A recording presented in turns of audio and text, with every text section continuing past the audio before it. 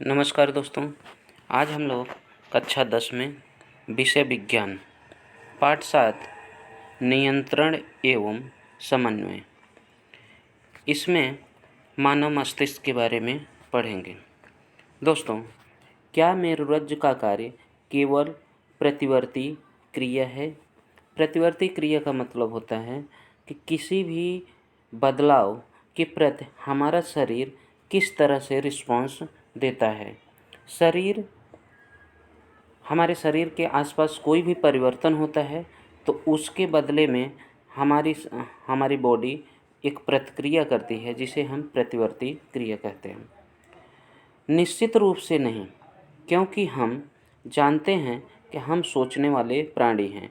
मेरुरज्जु तंत्रिकाओं की बनी होती है जो सोचने के लिए सूचनाएं प्रदान करती है। सोचने में अधिक जटिल क्रियाविधि तथा तंत्रिका संबंधन होते हैं। ये मस्तिष्क में संकेंद्रित होते हैं, जो शरीर का मुख्य समन्वय केंद्र है। मस्तिष्क तथा मेरुरज्जु केंद्रीय तंत्रिका तंत्र बनाते हैं। ये शरीर के सभी भागों से सूचनाएं प्राप्त करते हैं तथा इसका समाकलन करते हैं। मीन्स कि मस्तिष्क शरीर के विभिन्न भागों से सूचनाओं को प्राप्त करता है और उसका समाकलन मीन्स उसको सोच समझ करके क्या रिस्पॉन्स देता है, ये डिसीजन लेने का काम करता है। दोस्तों, हम अपनी क्रियाओं के बारे में भी सोचते हैं।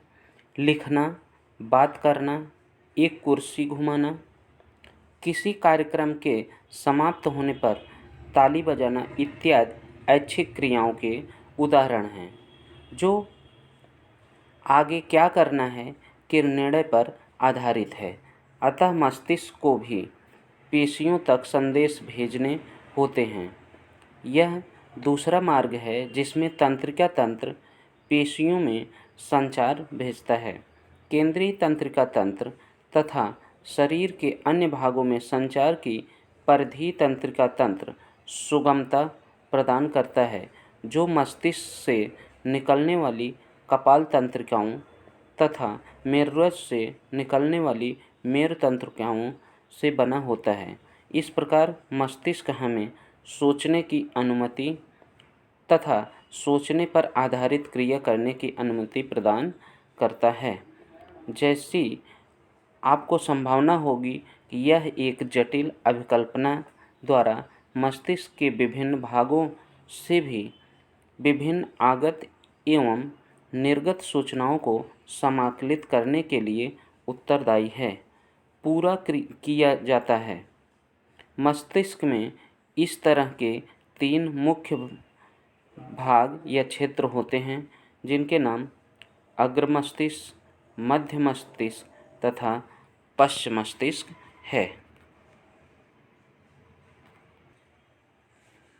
दोस्तों, यहाँ पे मस्तिष्क के विभिन्न भागों को दर्शाया गया है। दोस्तों, मस्तिष्क का मुख्य सोचने वाला भाग अग्र मस्तिष्क है। इसमें विभिन्न ग्राही से संवेदी आवेग यानी सूचनाएं प्राप्त करने के लिए क्षेत्र होते हैं।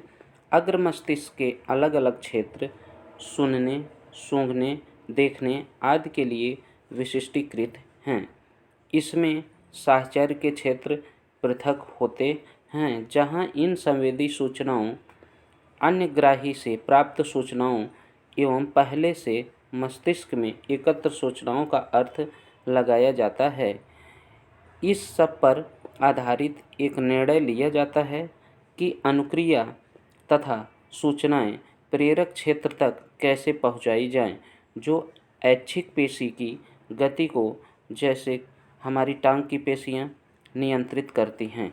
हालांकि प्रकृति में कुछ संवेदन देखने और सुनने से अधिक जटिल हैं। जैसे हमें कैसे पता लगता है कि हम पर्याप्त भोजन खा चुके हैं, हमारा पेट पूरा भरा है, यह जानने के लिए एक भूख से संबंधित केंद्र है, जो अग्र मस्तिष्क में एक अलग भाग है। दोस्तों, प्रतिवर्त शब्द का दूसरा उपयोग भी हम लोग देखते हैं, जैसे कि हमने प्रारंभ में चर्चा की थी। जब हम किसी ऐसे खाद्य पदार्थ को देखते हैं जिसे हम पसंद करते हैं तो अनायास ही हमारे मुंह में पानी आ जाता है। हृदय स्पंदन के बारे में हम ना भी सोचें तब भी यह होगा। वास्तव में इनके बारे में सोचकर या चाहकर भी आसानी से हम इन क्रियाओं पर नियंत्रण नहीं कर सकते। क्या हमें सांस लेने के लिए या भोजन पचाने के लिए सोचना या याद करना पड़ता है? नहीं याद करना पड़ता। अतः सामान्य प्रतिवर्ती क्रिया ऐसी पुतली के आकार में परिवर्तन तथा कोई सोची क्रिया जैसे कुर्सी खिसकाना के मध्य एक और पेशी गति का सेट है जिस पर हमारे सोचने का कोई नियंत्रण नहीं है। इन अनैच्छिक क्रियाओं में से कई मध्य मस्तिष्क तथा पश्च मस्तिष्क से नियंत्रित होती हैं। ये सभी अनैच्छिक क्रियाएं जैसे रक्तदाब, लार आना तथा वमन पश्च मस्तिष्क स्थित मेडुला द्वारा नियंत्रित होती हैं। दोस्तों, कुछ क्रियाओं जैसे एक सीधी रेखा में चलना, साइकिल चलाना, एक पेंसिल उठाना पर विचार कीजिए। ये पश्च मस्तिष्क में स्थित भाग अनुमस्तिष्क द्वारा ही संभव है, जो ऐच्छिक क्रियाओं की परिशुद्धि तथा शरीर की संस्थिति तथा संतुलन के लिए उत्तरदायी हैं। अगर हम कल्पना करें, यदि हम इनके बारे में नहीं सोच रहे हैं और ये सभी घटनाएं काम करना बंद कर दें तो क्या होगा?